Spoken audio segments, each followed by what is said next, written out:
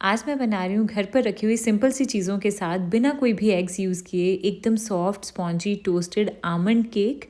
ये एकदम सॉफ्ट और स्पॉन्जी बनता है और बहुत ही ज़्यादा आसान है बनाने में। ज़रूर ट्राई करिएगा इस रेसिपी को। इसके लिए ना सबसे पहले हम केक स्पॉन्ज का बैटर बनाएंगे, जिसके लिए मैं इसे बिना एग्स के बना रही हूँ। तो एक बोल में मैं डाल रही हूँ 1/4 कप जितना ऑयल, 1/3 कप हम इसमें दही ऐड करेंगे। अगर आप एग्स डालना चाहते हो तो इसकी जगह 2 एग्स डाल दीजिएगा। और आधा कप मैंने इसमें डाली पिसी हुई चीनी और आधा छोटा चम्मच चाय का इसमें वनीला एसेंस। अगर आपके पास आमंड एसेंस यानी कि बादाम का एसेंस है तो आप वो भी डाल सकते हो यहाँ पर। इन सारी चीज़ों को अच्छे से मिक्स कर लेना है 30-40 सेकेंड तक, ताकि मिक्सचर एकदम क्रीमी हो जाए। और इसके बाद अब इस बोल के ऊपर एक छन्नी रखेंगे, जिसमें मैं डालूंगी 1 कप जितना मैदा। आप सेम क्वांटिटी गेहूं के आटे की भी ले सकते हो। और साथ में ना मैं इसमें 1/4 कप जितना डाल रही हूँ आमंड फ्लावर यानी कि बादाम का पाउडर। नॉर्मल घर पे जो बादाम होते हैं ना, उसी को बस मैंने ग्राइंडर जार में ग्राइंड करके उसका पाउडर बनाया। ये कोई महंगा मार्केट वाला पाउडर नहीं है।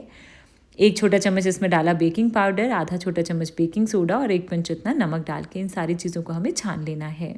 और इसके बाद अब इन सारी चीज़ों को हमें हल्के हाथों से बिल्कुल मिक्स कर लेना है।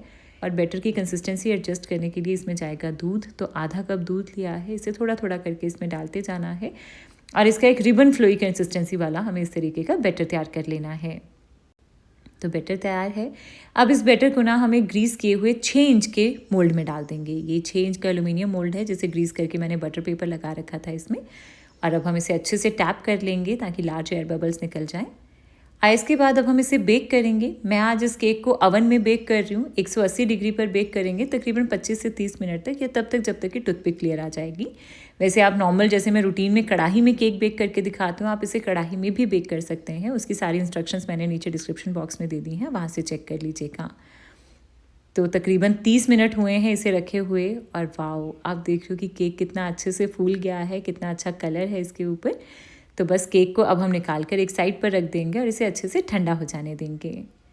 अच्छा, अब टोस्टेड आमंड केक बन रहा है ना, तो यहाँ पर मैंने ना अब आधा कप जितने बादाम लिए थे, जिसको मैंने पानी में भिगो कर रख दिया था और गर्म पानी में भिगो कर रखा था आधे घंटे के लिए। और उसके बाद उसका छिलका निकाल कर ना बादाम को पतली पतली स्लाइसिस में इस तरीके से कट कर लिया है। तो इस बादाम को ना अब हम टोस्ट कर लेंगे, यानी कि एकदम क्रिस्पी सा वो नटी फ्लेवर आ जाएगा इसमें, जिसके लिए मैं वापस से अवन ही यूज़ कर रही हूँ। अवन में ही टोस्ट करूँगी मैं इसे एक ट्रे के ऊपर लगाकर इस तरह से। आप नॉर्मल पैन में भी इसे गैस के ऊपर लो फ्लेम पर टोस्ट कर सकते हो।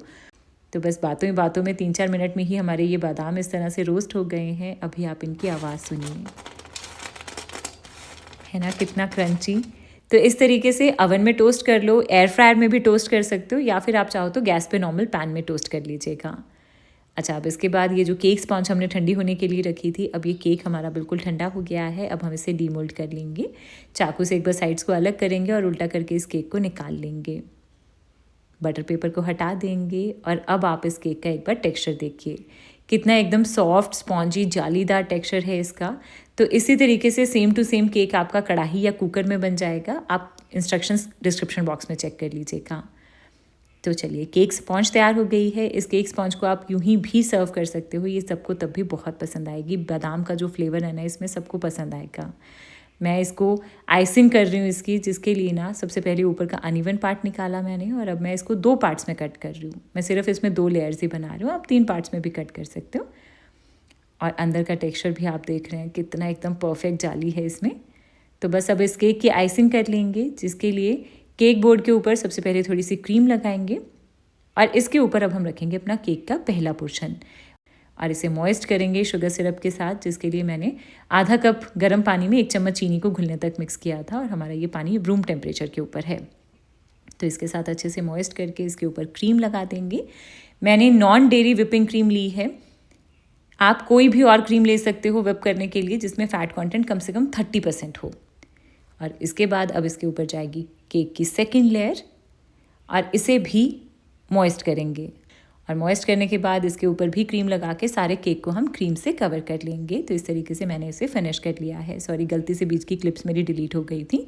नॉर्मल केक की आइसिंग जैसे हम करते हैं वैसे ही की है। और अब इसके ऊपर हम डाल देंगे अपने ये टोस्टेड आमंड्स यानी कि बादाम, और पूरे केक को ना हम इस आमंड स्लाइसेस से कवर कर लेंगे। तो ऊपर की और भी और सारी साइड्स पर भी मैंने ये टोस्टेड आमंड्स लगा दिए हैं और इसी के साथ तैयार हो गया है हमारा ये टोस्टेड आमंड केक। आप देख रहे हैं कि कितना यमी लग रहा है, ये देखने में लग रहा है ना वो महंगे महंगे केक्स जो मार्केट में रखे होते हैं, ये ना जो महंगी महंगी बेकरीज होती हैं ना उसमें मिलते हैं ये टोस्टेड आमंड केक। बट आप अब घर पर इसे बहुत इजीली बना सकते हैं। और अब आपको मेरे कट करने से इसका टेक्सचर और सॉफ्टनेस भी पता चल गई होगी। और अंदर का टेक्सचर देखिए आप, कितना यमी लग रहा है ये केक। इसमें आमंड केक जो स्पॉन्ज है उसमें आमंड का फ्लेवर है और ऊपर से ये क्रंची नटी टोस्टेड आमंड्स, ये बहुत ज़्यादा यमी लगेगा आपको। तो अगर आप कोई नया टाइप का केक ट्राई करना चाहते हो ना, तो एक बार इस टोस्टेड आमंड केक को ट्राई करना, ये आपको बहुत पसंद आएगा। और कैसी लगी आपको मेरी आज की ये रेसिपी मुझे ज़रूर बताइएगा कमेंट सेक्शन में। और रेसिपी पसंद आई हो तो चैनल को सब्सक्राइब कर दीजिएगा।